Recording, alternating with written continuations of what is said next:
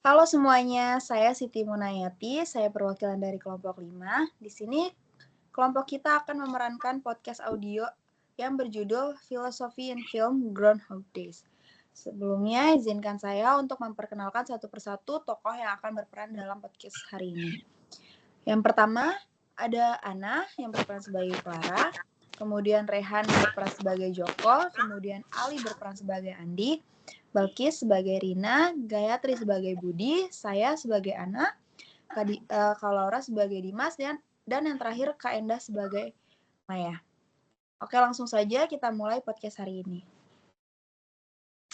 Selamat datang di podcast Philosophy in Film. Saya Ana, dan di sini saya bersama rekan saya yaitu Budi. Halo semua, hari ini kita akan membahas film yang sangat menarik yang berjudul Groundhog Day. Film ini tidak hanya menghibur, tetapi juga kaya akan makna filosofis. Kami punya 6 narasumber hebat yang akan membantu kita menggali lebih dalam. Benar sekali, mari kita sambut Dr. Clara, seorang ahli filsafat Yunani kuno. Halo, terima kasih. Saya senang bisa berada di sini. Selanjutnya, Prof. Joko, peneliti film dan budaya. Halo, perkenalkan nama saya Prof. Joko. Terima kasih, saya excited untuk berdiskusi. Oke, kemudian kita juga punya Maya, yaitu pengamat psikologi perilaku. Hai, senang bisa bergabung di sini. Dan ada Andi, kritikus film yang tajam. Halo semuanya, terima kasih. Senang bisa berbagi pandangan di sini. Oke, mari kita sambut juga Rina, seorang penulis dan pengamat sastra. Halo semuanya, perkenalkan saya Rina, senang bisa bergabung di diskusi ini. Dan terakhir, Dimas, seseorang mahasiswa filsafat yang antusias.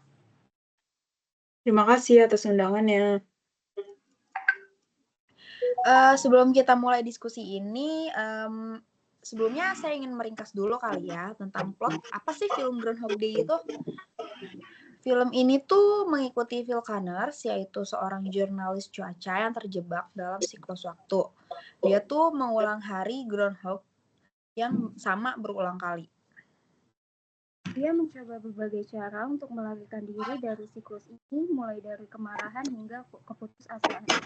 Hingga akhirnya menemukan makna dalam hidupnya. Ini menarik untuk dianalisis dari perspektif filosofis. Mari kita mulai dengan Dr. Clara kali ya. Dalam konteks Herakleitos, bagaimana kita bisa memahami pengalaman Phil yang terjebak dalam waktu? Makanya bahwa segala sesuatu selalu berubah dan tidak ada yang tetap. Dalam hal ini, meskipun terjebak dalam dunia sama, esensinya adalah bahwa ia harus belajar untuk berubah. Perubahan itu bukan hanya tentang waktu, tapi tentang bagaimana ia memandang tentang tersebut. Itu sangat menarik. Selanjutnya, Prof. Joko, bagaimana dengan pandangan Parmenides? Dia berfokus pada ketidakberubahan dan keabadian. Bagaimana ini dapat menjelaskan situasi Phil? Baik, Parmenides menegaskan bahwa realitas yang sebenarnya tidak berubah. Phil terjebak dalam ilusi bahwa ia tidak memiliki kontrol atas hidupnya.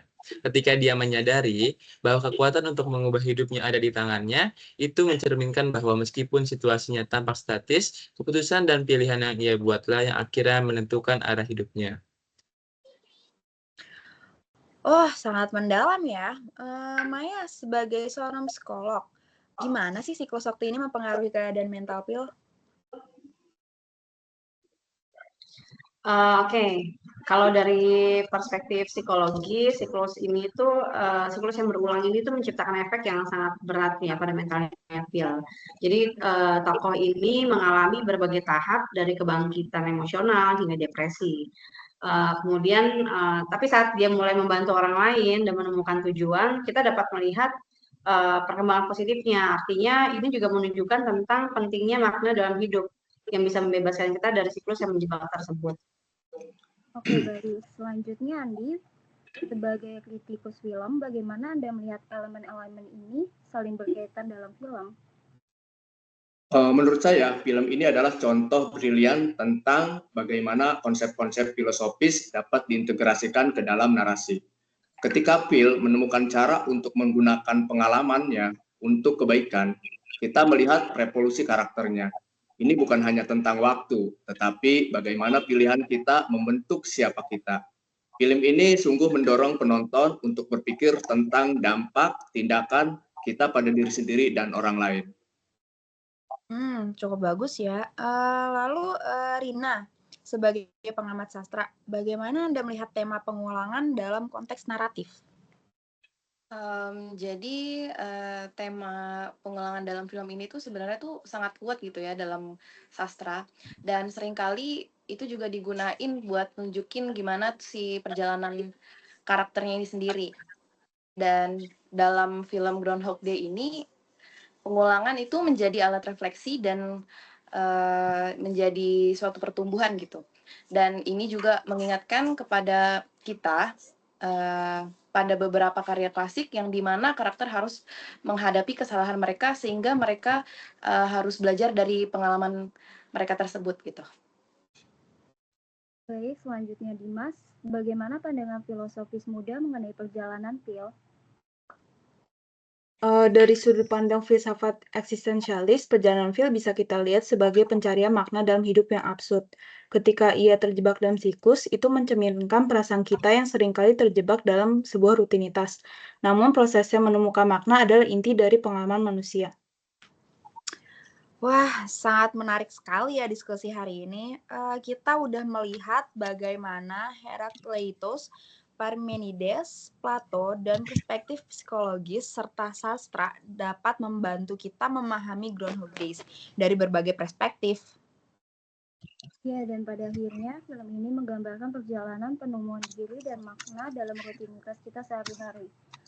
Phil Connor menunjukkan bahwa meskipun kita bisa terasa repetitif, ada peluang untuk perubahan dan pertumbuhan. Terima kasih kepada semua narasumber yang udah berbagi wawasan hari ini. Diskusi ini sangat memperkaya pemahaman kita tentang film dan filosofi. Dan terima kasih kepada pendengar kami. Sampai jumpa di episode selanjutnya, di mana kita akan mengeksplorasi lebih banyak film dan filosofi yang mendasarinya. Dadah! Baik, terima kasih.